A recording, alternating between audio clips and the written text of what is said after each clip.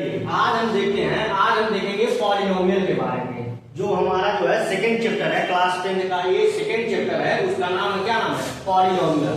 तो पॉलिनोमियल क्या होता है? तो डिफिनीशन आप देखेंगे लिखा है, हमने डिफिनीशन इसीलिए पहले ही लिख दिया है, टाइम जो है ज्यादा लगता है लिखने में, इसलिए मैंने पहले लिख दिया है। लिखा मैंने an algebraic expression which contains two और more terms is called a polynomial. मतलब दो टर्म हो या इससे ज्यादा हो, मतलब तभी हम उसको क्या कहेंगे? पॉलिनोमियल कहेंगे। जैसे हमारे 6x + 4 हो गया, 8x² + 4x हो गया प्लस 3 मैंने लिया, 2 और मोर देन, मतलब 2 या 2 से अधिक आप कहेंगे, तभी मैं बात कर रहा हूं, ठीक है ना। आइए, तो उसको जैसे आप जनरल फॉर्म में लिख सकते हैं, तो जनरल फॉर्म में आप लिख रहे हैं general form of the polynomial. आप nवां टर्म पे अगर आप लिख रहे हैं, कोई फंक्शन आप f लिख रहे हैं, तो f बराबर a0 a1x a2x² a3x3 dot an xn की तरह। अब एक चीज ध्यान दीजिएगा, आप nवां टर्म के लिए लिख रहे हैं, जो n टर्म के लिए लिख रहे हैं, जिसकी पीछे ध्यान दीजिएगा आप कि आपको जो है यहाँ पे जो an नॉट इक्वल टू 0 के बराबर होना चाहिए, क्योंकि n1 टर्म के लिए अगर आप दो टर्म के लिए लिखते तो दो टर्म के लिए आप यहाँ तक आते आप, ठीक है ना। अब जहां पे आपका a0 a1 a2 a3 dot an आगे रियल नंबर होना है। रियल नंबर मतलब 2 3 4 5 जो भी होना चाहिए, ये सारे आपके क्या आते हैं? रियल नंबर है। And power of x is a non negative integer आना चाहिए। जो पावर ऑफ x है, ये नॉन नेगेटिव आना चाहिए, मतलब ऐसे नहीं आएगा x की पावर -3, तब गलत हो जाएगा, तब वो नहीं होगा वो, क्योंकि यहाँ पे term power of x is a non negative integer होना चाहिए। तो ये आपकी केवल डिफिनीशन थे, किसके आपके डिफिनीशन ये थे पॉलिनोमियल के। अब पॉलिनोमियल के बारे में पूरा मैंने बता दिया। अब आगे आते हैं, अब आगे आएंगे तो आप देखेंगे, जैसे आपको आगे देखेंगे, जैसे आप डिग्री के हिसाब से डिग्री के हिसाब से अगर आप देखते हैं, तो अगर मान लीजिए अगर उसका पावर 1 है, मतलब ऐसे आ गया आपका x + 1 आ गया, ठीक। तो इसको आप ऐसे भी लिख सकते हैं, ax + b लिख लीजिए। इसका क्या हो जाएगा? The power of 1 is called a linear, क्या बोलेंगे? Linear polynomial. कब? जब आपका पावर 1 रहेगा, ठीक है ना। आज जब वही पावर आपका अगर 2 आ जाए, जब पावर आपका 2 आ जाएगा, क्वाड्रेटिक उसी को बोल देते, क्वाड्रेटिक मतलब ये होगा कि आपका ऐसे फॉर्म है ax² + bx, ठीक है ना, प्लस c हमने लिख दिया, मतलब ऐसे लिख दिया x² + 5x + 3, ऐसे मैंने लिख दिया। मतलब ये मत सोचिएगा कि सर यहाँ तो अंडरस्टूड है, 1 छिपा हुआ है, तो ये कभी भी अगर जान लीजिएगा a नॉट इक्वल टू 0, अगर ये 0 हो जाएगा तो तुरंत इधर bx + c आ जाएगा, तुरंत वो लीनियर हो जाएगा, क्योंकि यहाँ पे पावर देखना, हाईएस्ट जो पावर होगा वही डिफाइन करेगा ये डिग्री के हिसाब से। तो डिग्री ऑफ पॉलिनोमियल इसी, तो ये आपका हो गया लीनियर, ये आपका ax + b, और ये हो गया आपका क्वाड्रेटिक, x² + 5x, ये हो गया आपका क्वाड्रेटिक हो गया, ठीक है ना। फिर आप आगे चलते हैं, तो आगे आप देखेंगे ये आपका जैसे पावर 3 हो गया प्लस 3x² हो गया प्लस 5x + 4 हो गया, ये हिसाब ऐसे ऐसे आएगा। आप टर्म शुरू है, आगे आप बनाते जाएंगे, आगे आपको मिलता जाएगा, ठीक है ना।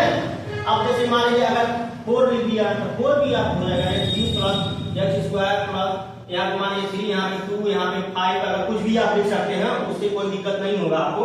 प्लस जो है आप लिखिए 2x + 5, ये सारे आपके हो गए। अब जैसे आप आगे देखेंगे तो आगे आप पाएंगे कि देखिए क्यूबिक, जैसे मैंने लिखा था क्यूबिक पॉलिनोमियल, तो क्यूबिक पॉलिनोमियल में जब मैंने बताया कि ये polynomial of degree 3 called a cubic polynomial, मतलब ऐसे मैंने लिख दिया 3x³ + 5x² + 3x + मान लीजिए ऐसे मैंने लिख दिया, तो ये आपका क्या हो गया? क्यूबिक पॉलिनोमियल हो गया। क्या हो गया? क्यूबिक पॉलिनोमियल हो गया।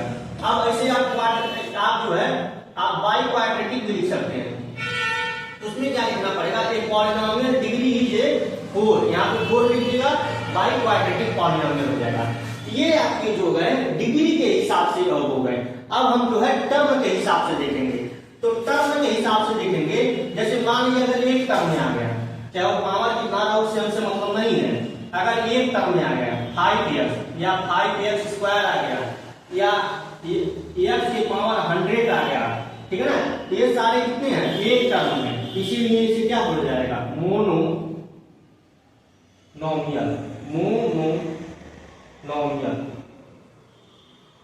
ठीक है ना। अब जो है अगर दो टर्म में आ गया आपका कितना आ गया 5x² + 5 आ गया, ठीक है ना, या 3x + 5 आ गया, तो कितने आ गए दो टर्म में हो गया, इसे क्या बोलेंगे बाइनोमियल। क्या बोलेंगे बाइनोमियल। अगर वही तीन टर्म में आ गए आपके, तीन टर्म मतलब मेरे कहने का मतलब तीन टर्म, जैसे 5x² + 3x + 5, तो ये क्या हो जाएगा ट्राइनोमियल हो जाएगा, ट्राइनोमियल हो जाएगा। ठीक है ना, ऐसे टर्म यहाँ पे बढ़ते हुए चले जाएंगे। ठीक है ना।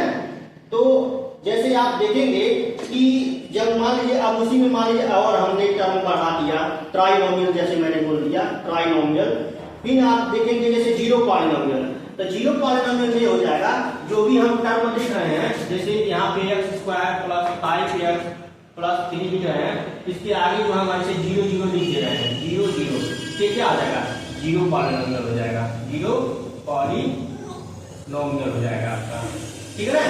अगर आप डिफिनीशन देखें तो डिफिनीशन में आप देख सकते हैं एक polynomial having one term called a monomial. क्या बोलेंगे मोनोनोमियल। ठीक है ना, मोनोनोमियल, इसको सही से कर देते हैं मोनोमियल। ठीक है ना, मोनोनोमियल। ठीक, ये हो गया आपको। ठीक है ना।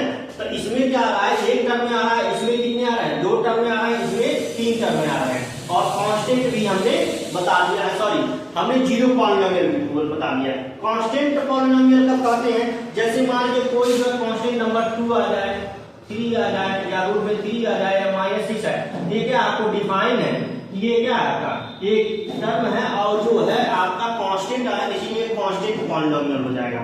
तो ये सारे आपको जो है आज हमने जो है इंट्रोडक्शन आपको बताया है पॉलिनोमियल के बारे में। पॉलिनोमियल में मैंने जैसे बता दिया है कि डिग्री के हिसाब से, जैसे लीनियर मैंने बताया है, क्वाड्रेटिक बताया है, ठीक है ना, क्यूबिक बताया है, बाई क्वाड्रेटिक बताया है। और इसमें जैसे आप अगर टर्म के हिसाब से देखेंगे तो आप मान लीजिए पहला एक टर्म है आपका तो मोनोनोमियल मैंने बता दिया, दो टर्म रहा तो उसे बाइनोमियल बता दिया, और तीन टर्म में आएंगे आपके ट्राइनोमियल मैंने बता दिया। ये क्लास 8 में भी है। खैर मैंने क्या किया है, इसको पूरा डिटेल मैंने वीडियो बनाया है, इसको क्विक रिवीजन है आपको, जैसे अभी आपके एग्जाम आने वाला है, बोर्ड के एग्जाम आने वाला है, तो क्विक रिवीजन है, समझ लो इसके हिसाब से बन रहा है। धन्यवाद।